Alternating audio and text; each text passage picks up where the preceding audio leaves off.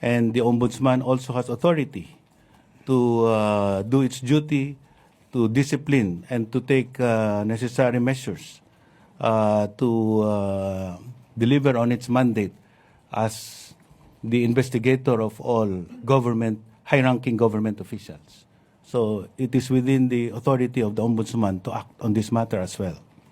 Would advise Josec Andres to shut up, to stop talking about the case, because one of the powers of the Ombudsman is to take over the investigation of a case of any government investigative agency at any stage of the proceedings. As far as we are concerned right now, we have not seen any acts of the Vice President that we should investigate. Well, we do not find anything that is in violation of, one, the Anti-Graft and Corrupt Practices Act, of any of the offenses in the revised penal code that is in relation to the Anti-Graft and Corrupt Practices Act.